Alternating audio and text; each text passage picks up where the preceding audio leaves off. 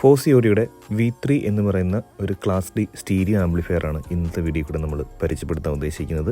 എല്ലാവർക്കും പുതിയൊരു വീഡിയോയിലേക്ക് സ്വാഗതം. ഇന്ത്യയിൽ ഈ ഒരു പ്രോഡക്റ്റ് അവൈലബിൾ ആണ്. ആമസോണിലാണ് നമ്മൾ ഈ ഒരു പ്രോഡക്റ്റ് കണ്ടത്. 8249 രൂപയ്ക്കാണ് ഈ ഒരു പ്രോഡക്റ്റ് അവൈലബിൾ ആയിട്ടുള്ളത്. അപ്പോൾ ഇന്നത്തെ ഈ ഒരു വീഡിയോയിൽ കൂടെ ഈ ഒരു പ്രൈസിന് ഈ ഒരു പ്രോഡക്റ്റ് കൊള്ളാമോ അല്ലെങ്കിൽ വാങ്ങിച്ചാൽ ഗുണമുണ്ടോ നമുക്ക് ജസ്റ്റ് ഒന്ന് ക്വിക്ക് റിവ്യൂ എന്നുള്ള രീതിയിൽ നമുക്ക് നോക്കാം.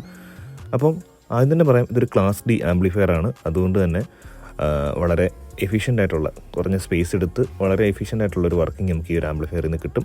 പ്രൊവൈഡഡ് നമ്മൾ കറക്റ്റ് ആയിട്ടുള്ള പവർ സപ്ലൈയും അവർ പറയുന്ന ലോഡും കണക്ട് ചെയ്യുമ്പോൾ ഏകദേശം അവർ പറയുന്ന അനുസരിച്ച് തന്നെ ഒരു വാട്ട്സ് കിട്ടും തന്നെയാണ് പ്രതീക്ഷ. പക്ഷേ നമുക്ക് അങ്ങനെ കറക്റ്റായിട്ട് ചെക്ക് ചെയ്യാനുള്ള എക്യുപ്മെൻറ്റോ കാര്യങ്ങളൊന്നുമില്ല. എങ്കിൽ പോലും അത്യാവശ്യം വർക്കിംഗ് ഈ ഒരു ആംപ്ലിഫയറിൽ നിന്ന് കിട്ടുന്നുണ്ട്. കാരണം ഏകദേശം 2 ആഴ്ചത്തോളം നമ്മളിവിടെ പേഴ്സണലി ഞാൻ ഈ ഒരു ആംപ്ലിഫയർ യൂസ് ചെയ്യുന്നുണ്ട്. അപ്പോൾ ഇന്ന് ഈ ഒരു ആംപ്ലിഫയറിൻ്റെ ഡീറ്റെയിൽസൊക്കെ ആയിരിക്കും നമ്മൾ ഷെയർ ചെയ്യാൻ ഉദ്ദേശിക്കുന്നത്. ഈ ഒരു ആംപ്ലിഫയറിൽ ആദ്യം തന്നെ പറയാം, ഈ ഒരു ചിപ്സെറ്റ് എന്ന് പറഞ്ഞാൽ TPA3255 എന്ന് പറയുന്ന ഒരു ക്ലാസ് ഡി പ്ലാറ്റ്ഫോമിൽ വരുന്ന ചിപ്സെറ്റാണ് ഈ ഒരു ആംപ്ലിഫയറിൽ ഉപയോഗിച്ചിട്ടുള്ളത്. നേരത്തെ നമ്മുടെ ചാനലിൽ റിവ്യൂ ചെയ്തിട്ടുള്ള ഫോസിയോഡിയുടെ തന്നെ ZA3 എന്ന് പറയുന്ന മോഡലും അതുപോലെ തന്നെ ഐമ എന്ന് പറയുന്ന ബ്രാൻഡിൻ്റെ A07 എന്ന് പറയുന്ന ആ ഒരു മോണോ ആംപ്ലിഫയറിലും ഈ 2 ആംപ്ലിഫയറുകളും ബ്രിഡ്ജബിൾ മോണോ ആംപ്ലിഫയർ, അത് സ്റ്റീരിയോ ആണ്, അത് ബ്രിഡ്ജ് ചെയ്ത് മോണോയോ ആക്കാന്നുള്ള രീതിയിലുള്ള ആംപ്ലിഫയറുകളായിരുന്നു. അതിൻ്റെ റിവ്യൂവിൽ നമ്മൾ പറഞ്ഞിട്ടുണ്ട് ഇതേ ചിപ്സെറ്റ് തന്നെയാണ് ഈ ഒരു ആംപ്ലിഫയറിലും ഉപയോഗിച്ചിട്ടുള്ളത്. TPA3255 എന്ന് പറയുന്ന ആ ഒരു ക്ലാസ് ഡി ചിപ്സെറ്റ് എന്ന് പറയുന്നത്. ഇതിൻ്റെ പ്രത്യേകത എന്ന് പറഞ്ഞാൽ ഏകദേശം 90% ഇത് എഫിഷ്യൻ്റ് ആണ്. 4 ohms ലോഡ് കൊടുക്കുന്ന സമയത്ത് മാക്സിമം ഔട്ട്പുട്ട് നമുക്ക് ഈ ഒരു ചിപ്സെറ്റിൽ നിന്ന് കിട്ടും. ഇതിൻ്റെ ഡേറ്റ ഷീറ്റ് നോക്കിയതിൽ നിന്ന് എനിക്ക് മനസ്സിലാക്കാൻ കഴിഞ്ഞത് ഏകദേശം 315 വാട്ട്സ് സ്റ്റീരിയോയിലും 600 വാട്ട്സ് മോണോയിലും ലഭിക്കും. അത് കറക്റ്റായിട്ടുള്ള ഒരു സ്പെസിഫിക്കേഷനുള്ള പവർ സപ്ലൈയും അതേപോലെ തന്നെ ലോഡും കണക്ട് ചെയ്യുമ്പോൾ മാത്രമാണ്. അതായത് ഏത് സ്പീക്കർ കൊടുത്താലും എവിടെ കൊണ്ട് കണക്ട് ചെയ്താലും ഈ വാട്ട്സ് കിട്ടും എന്നല്ല. അവരുടെ ലബോറട്ടറിയിൽ ഈ ഒരു ചിപ്സെറ്റ് ഡെവലപ്പ് ചെയ്തപ്പോൾ കണക്ട് ചെയ്ത സപ്ലൈയിലും ലോഡിലും ആണ് ഈ ഒരു വാട്ട്സ് നമുക്ക് കിട്ടുന്നത്. അതുകൊണ്ട് ഒരിക്കലും നമുക്ക് ഈ ഒരു വാട്ട്സ് കിട്ടണമെന്നല്ല. നമ്മൾ കണക്ട് ചെയ്യുമ്പോൾ ചിലപ്പോൾ നമുക്ക് കിട്ടുന്നത് 150 വാട്ട്സ് ആയിരിക്കും. നമ്മൾ കൊടുക്കുന്ന സ്പീക്കറും ലോഡും കൊടുക്കുന്ന പവർ സപ്ലൈയും ഡിപ്പെൻഡ് ചെയ്തിരിക്കും. ഇതിൻ്റെ വോൾട്ടേജ് റേഞ്ച് എന്ന് പറഞ്ഞു കഴിഞ്ഞാൽ ഏകദേശം 18 വോൾട്ട് മുതൽ 53.5 വോൾട്ട് DC സപ്പോർട്ട് ചെയ്യുന്ന ഒരു ക്ലാസ് ഡി ചിപ്സെറ്റാണിത്. അനലോഗ് ഇൻപുട്ടാണ് ഈ ഒരു ചിപ്സെറ്റിന് നമ്മൾ നോർമലി കൊടുക്കുന്നത്. ഇപ്പോൾ ഡിജിറ്റൽ ഓഡിയോ ഇൻപുട്ടല്ല, അനലോഗ് ആയിട്ടുള്ള നമ്മുടെ RC ഇൻപുട്ട് വഴിയൊക്കെയാണ് നോർമൽ ഇങ്ങനെയുള്ള ആംപ്ലിഫയറുകളിലൊക്കെ വരുന്ന പോലെ തന്നെയാണ് വരുന്നത്. ഡിസ്റ്റോർഷൻ വളരെ കുറവാണ്, ഏകദേശം 0.006% THD മാത്രമേ ഇതിൽ വരുന്നുള്ളൂ. പിന്നെ ഈ ചിപ്സെറ്റുകളിലൊക്കെ ഒരു സെൽഫ് പ്രൊട്ടക്ഷൻ മോഡ് വരുന്നുണ്ട്. അപ്പം അണ്ടർ വോൾട്ടേജ്, അതായത് ഈ പറഞ്ഞ 18 വോൾട്ടിന് താഴെയാണെങ്കിൽ അല്ലെങ്കിൽ ഓവർ ടെമ്പറേച്ചർ, ക്ലിപ്പിംഗ് വരുന്ന സമയത്തും ഷോർട്ട് സർക്യൂട്ടൊക്കെ വരുന്ന സമയത്തും ഈ ഇങ്ങനെയുള്ള ചിപ്സെറ്റുള്ള ഡിവൈസസുകൾ റീസ്റ്റാർട്ട്. അപ്പോൾ ഞാൻ അത് ചെക്ക് ചെയ്ത് നോക്കിയിട്ടുണ്ടായിരുന്നു. ഷോർട്ട് ചെയ്യുന്ന സമയത്ത് കംപ്ലീറ്റ്ലി ഈ സെറ്റ് ഓഫ് ആവും. അപ്പോൾ നമ്മൾ വീണ്ടും പോയിട്ട് കംപ്ലീറ്റ് പവർ സപ്ലൈ ഓഫ് ചെയ്തിട്ട് വീണ്ടും ഓൺ ചെയ്യുമ്പോൾ മാത്രമായിരിക്കും ഇത് ഓൺ ആവുന്നത്. ഓവർ ടെമ്പറേച്ചർ ആകുമ്പോഴും ഇതേപോലെ തന്നെ ക്ലിപ്പിംഗ് വരുമ്പോഴും സെറ്റ് കംപ്ലീറ്റ്ലി ഓഫായി പോവും. എന്നിട്ട് നമ്മൾ വീണ്ടും പ്ലഗ് വരിട്ട് അല്ലെങ്കിൽ സ്വിച്ച് ഓഫ് ആക്കിയിട്ട് വീണ്ടും ഓൺ ചെയ്താൽ മാത്രമേ ഇത് റീസ്റ്റാർട്ട് ആയി വരുള്ളൂ. അങ്ങനെ ഒരു സെൽഫ് പ്രൊട്ടക്ഷൻ മോഡും ഇങ്ങനെയുള്ള ചിപ്സെറ്റുകളിൽ വരുന്നുണ്ട്. അതുകൊണ്ട് തന്നെ ഈ ചിപ്സെറ്റുള്ള ആംപ്ലിഫയറുകളിലും ഇങ്ങനെയുള്ള ഓപ്ഷൻസും വരുന്നുണ്ട്. എന്തായാലും നമുക്ക് നമ്മുടെ ഫോസിയോഡിയുടെ V3 എന്ന് പറയുന്ന ആംപ്ലിഫയറിലേക്ക് വരാം. ചിപ്സെറ്റിനെ പറ്റിയാണ് നമ്മൾ ഇത്ര നേരം പറഞ്ഞത്. അൺബോക്സിങ്ങിലേക്ക് വരികയാണെങ്കിൽ ടിപ്പിക്കൽ നമ്മുടെ ഫോസിയോഡിയിൽ വരുന്ന അതേ ബോക്സിങ് തന്നെ ആയിരുന്നു. ക്ലാസ് ഡി ആംപ്ലിഫയറുകൾ വരുന്ന പോലെ തന്നെയുള്ള പാക്കിങ് എല്ലാ വീഡിയോയിലും നമ്മളിത് പറഞ്ഞിട്ടുള്ളതാണ്. ഒരു ഫോം ഷീറ്റൊക്കെ വെച്ച് ഉള്ളിൽ സേഫായിട്ട് തന്നെയാണ് ഇവരിത് നമുക്ക് റിവ്യൂ ചെയ്യാനായിട്ട് അയച്ചു തന്നിട്ടുള്ളത്. ബൈ ദ വേ, കാനഡയിൽ എത്തിയതിനു ശേഷം നമുക്ക് കിട്ടുന്ന 14ാമത്തെ റിവ്യൂ യൂണിറ്റാണ് ഫോസിയോഡിയുടെ ഈ ഒരു ആംപ്ലിഫയർ എന്ന് പറയുന്നത്. തിരിച്ച് ബോക്സിലേക്ക് വരികയാണെങ്കിൽ ഫോസിയോഡിയുടെ ബ്രാൻഡിങ്, അതുപോലെ തന്നെ ഹൈഫൈ മെയ്ഡ് ഫൺ എന്നുള്ള അവരുടെ ഒരു മോട്ടോ അതൊക്കെ കൊടുത്തിട്ടുണ്ട്. 30 days റിട്ടേണും അതുപോലെ തന്നെ 18 മാസം വാറണ്ടി, പിന്നെ ലൈഫ് ടൈം ടെക്നിക്കൽ സപ്പോർട്ട് എന്നൊക്കെ അവർ കൊടുത്തിട്ടുണ്ട്. അതിനെപ്പറ്റി എനിക്ക് ഡീറ്റെയിൽ ആയിട്ട് അറിയില്ല, കാരണം ഇത് ഒബ്വിയസ്ലി ചൈനയിൽ നിന്ന് വരുന്ന ഒരു പ്രോഡക്റ്റ് ആയതുകൊണ്ട്. പക്ഷേ ഇത് ഇന്ത്യയിൽ അവൈലബിൾ ആണ്. പക്ഷേ ഇവരുടെ സർവീസും കാര്യങ്ങളൊക്കെ എങ്ങനെയാണെന്നുള്ളത് നമുക്ക് അറിയത്തില്ല. എന്തായാലും നമുക്ക് ബോക്സ് അഴിക്കാം. ഇൻസൈഡ് നോക്കുകയാണെങ്കിൽ നമുക്കൊരു യൂസർ മാനുവൽ വരുന്നുണ്ട്, പിന്നെ ഒരു പവർ അഡാപ്റ്റർ വരുന്നുണ്ട്. ഇതിലവർ തന്നിരിക്കുന്ന പവർ അഡാപ്റ്റർ എന്ന് പറഞ്ഞാൽ 48 വോൾട്ട് 5 ആംപിയർ DC വരുന്ന SMBS വരുന്ന ഒരു പവർ അഡാപ്റ്ററാണ് വരുന്നത്.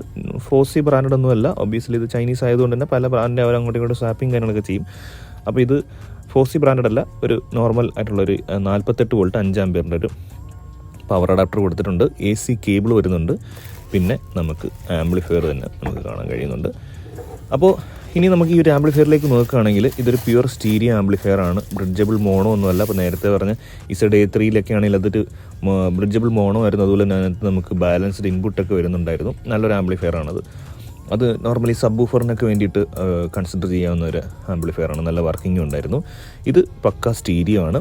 ഈ ഒരു ആംപ്ലിഫയറിൽ ടോൺ കൺട്രോൾ സെക്ഷൻ വരുന്നില്ല. അതായത് ഫ്ലാറ്റ് ഓഡിയോ ആണ് ഇതിനകത്തേക്ക് വരുന്നത്. അതായത് എങ്ങനെയാണോ ആ പാട്ട് അവർ മിക്സ് ചെയ്തിട്ടുള്ളത് അതുപോലെ തന്നെ നമുക്ക് ഇതിനകത്ത് ഔട്ട്പുട്ട് കിട്ടും. ട്യൂണിങ് നമുക്ക് ഇതിനകത്ത് വരുന്നില്ല.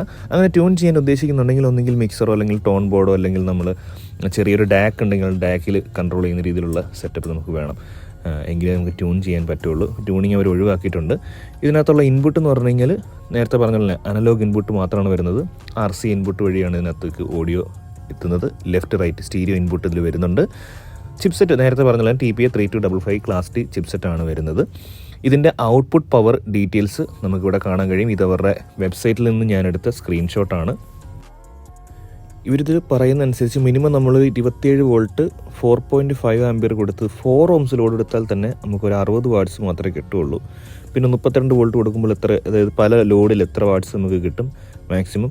അപ്പോൾ നമുക്ക് കിട്ടിയിരിക്കുന്ന 48 വോൾട്ട് 5 ആംപിയർ അഡാപ്റ്റർ കണക്ട് ചെയ്തതിനു ശേഷം നമ്മളൊരു 4 ohms ലോഡ് എടുക്കുകയാണെങ്കിൽ അവർ 230 വാട്ട്സ് ആണ് അവർ പറയുന്നത്. അത്രയും കിട്ടുമോ എന്നുള്ളത് ശരിക്കും ചെക്ക് ചെയ്യാനായിട്ടുള്ള എക്യുപ്മെൻറ്റ് നമ്മുടെ കയ്യിലില്ല. പക്ഷേ അത്യാവശ്യം വാട്ട്സ് നമുക്ക് കിട്ടുന്നുണ്ട്. അത് പാട്ട് കേൾക്കുന്ന ആ ഒരു പെർഫോമൻസ് വെച്ചിട്ട് നമുക്ക് മറ്റ് ആംപ്ലിഫയറായിട്ട് കമ്പയർ ചെയ്യുമ്പോൾ നല്ല വർക്കിംഗ് ഉണ്ട്. അത് വെച്ചിട്ട് ഏകദേശം പറയുന്നത് അത്യാവശ്യം വാട്ട്സ് നമുക്ക് കിട്ടുന്നുണ്ട് തന്നെയാണ് വിശ്വാസം. ഞാൻ 6 ohms ലോഡിലാണ് കൊടുത്തു നോക്കിയത്. അപ്പം ഇവരിപ്പോൾ പറയുന്നത് 6 ohms ലോഡ് കൊടുക്കുകയാണെങ്കിൽ ഈ ഒരു പവർ സപ്ലൈ വെച്ചിട്ട് 150 വാട്ട്സ് പെർ ചാനൽ എന്നുള്ള രീതിയിലായിരിക്കും കിട്ടുന്നതെന്നാണ് ഇവർ ഈ ഒരു ഡേറ്റ ഷീറ്റിൽ പറയുന്നത്. അപ്പോൾ അതിനനുസരിച്ചുള്ള വാട്ട്സ് കിട്ടുന്നുണ്ട് തന്നെയാണ് വിശ്വാസം.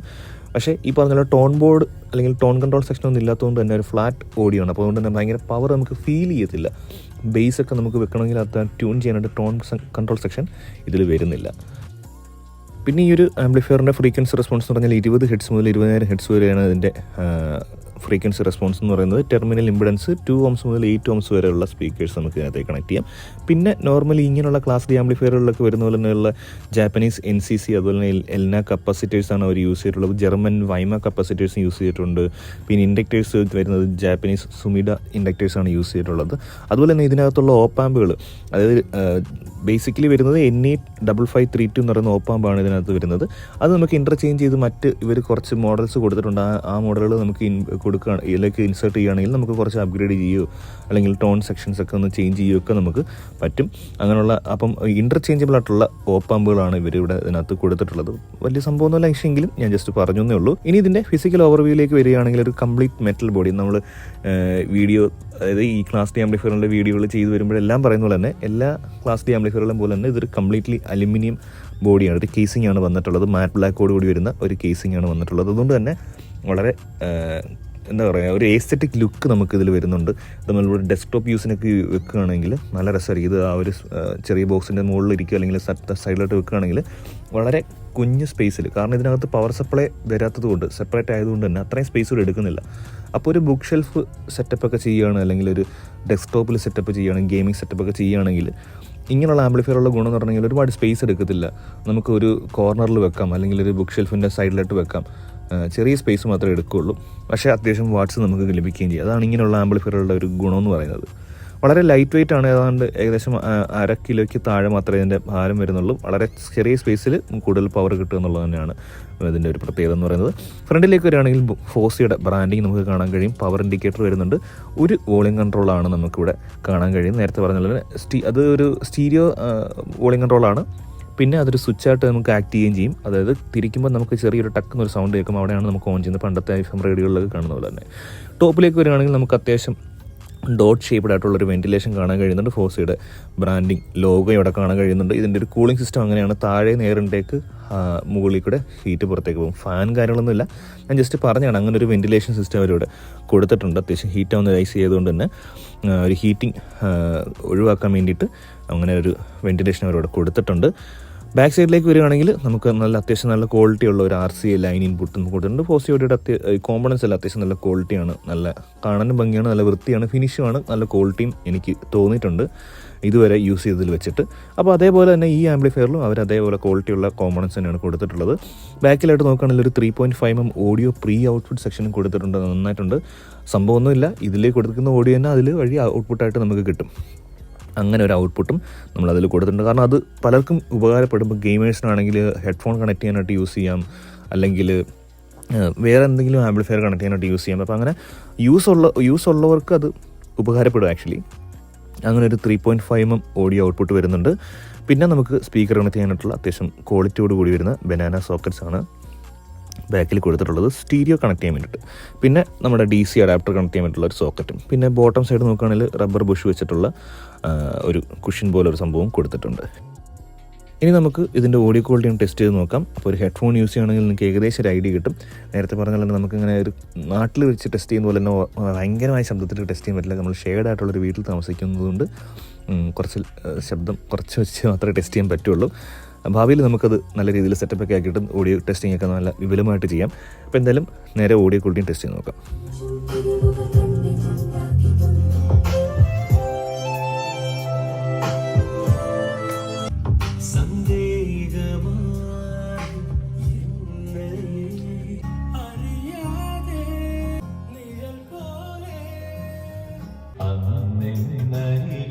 വന്നുവെന്നോ